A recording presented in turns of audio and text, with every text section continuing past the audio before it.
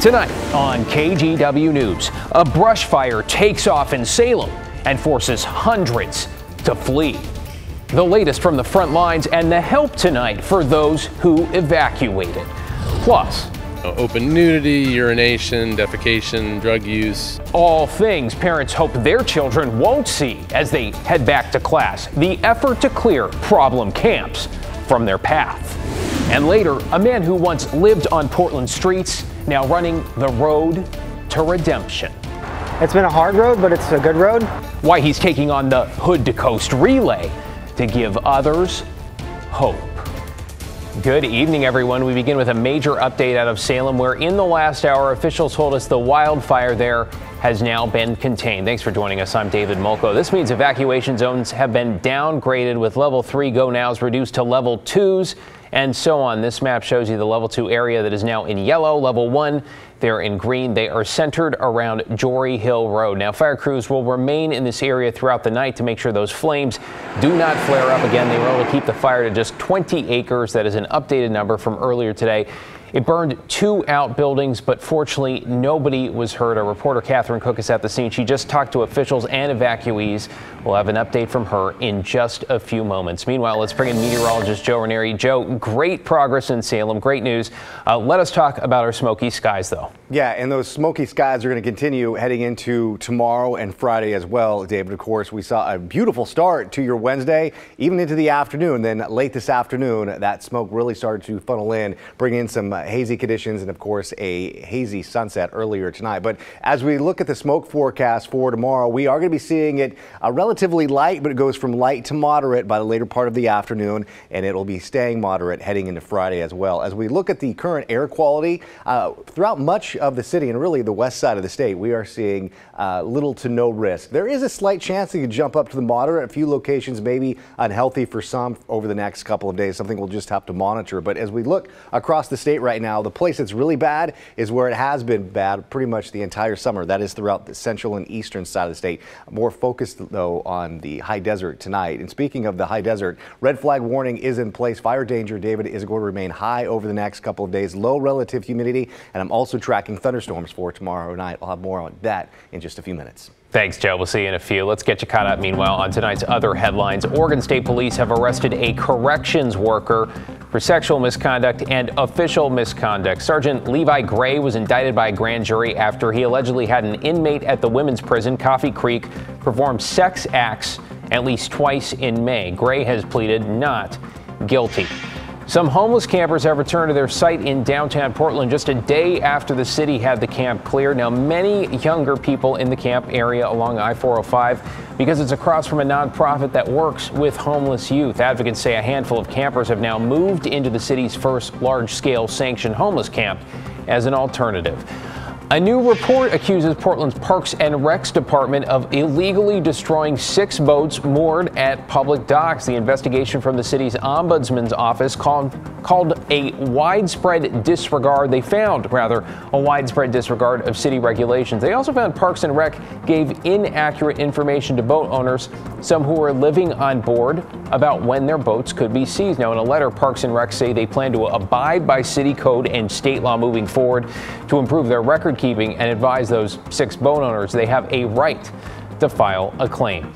And just a week before the start of the school year, teachers in the Evergreen district say they are prepared to strike. 93% of educators from the Evergreen Education Association voted today to authorize that strike. They're asking for a better salary, adequate staffing, and more support for students with special needs. The district superintendent said they are working to reach an agreement, but if they do not, before school begins next Wednesday, the year will be delayed.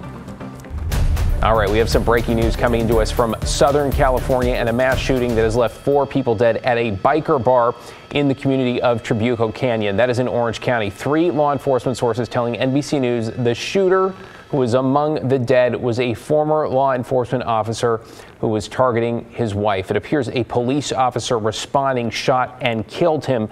The sheriff's department says an additional 6 people have been taken to the hospital, 5 with gunshot wounds. Again, 3 dead, 4 dead, including the gunman there. New at 11, the field of Republican candidates took to the stage in Milwaukee tonight in the first GOP presidential primary debate. And while the frontrunner, Donald Trump, was not among them, that certainly didn't stop the fireworks. NBC's Alice Barr with the latest. Tonight, the kickoff to the 2024 Republican primary. 8 presidential hopefuls looking for a breakthrough.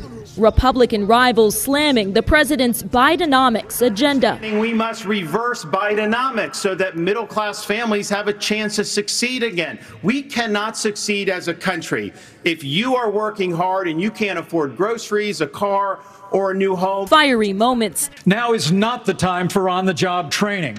We don't need to bring in a rookie. Do you want a super PAC puppet, or do you want a patriot who speaks the truth? Do you want incremental reform? If you want something said, ask a man. If you want something done, ask a woman. Abortion rights, another key topic. We cannot let states like California, New York, and Illinois have abortions on demand up until the day of birth. I'm a pro-life governor of a very pro-life state. And this issue is, of course, very important, but I am on the record and I stand behind that we should not have a federal abortion ban. The frontrunner, former President Trump, skipping the first debate. The Republican rivals pressed on Mr. Trump's legal troubles. Someone's got to stop normalizing this conduct, okay? Now, former President Trump releasing a competing interview with former Fox host Tucker Carlson. But we'll get bigger ratings using this crazy forum that you're using than probably the debate. Mr. Trump looking to steal the spotlight on the eve of turning himself in Atlanta on charges he tried to illegally overturn Georgia's 2020 election results as his rivals look ahead to 2024. These Republican rivals really stepped into the vacuum left by former President Trump. He wasn't a real topic of conversation until well into the debate, but there was no lack of clashes between the candidates as they all looked for that breakthrough moment. In Milwaukee, Alice Barr, NBC News. Developing this evening, Portland police are asking for help finding a man accused of attacking and committing a hate crime against a downtown business owner. Tommy Lee of Stumptown, Otaku, says his family was unloading merchandise at Southwest 2nd and Pine Monday afternoon when a man on a bike almost ran into his mother. Lee told the man to watch out. That is when he says things escalated. Lee says the man started shouting racial slurs, flicked a burning cigarette at his mother, and then threw a punch. What happened next was caught in the distance on surveillance video. We're going to show you there in the very, very background there as Lee fought back by spraying a can of mace. He turned back around and just started yelling racial slur at us.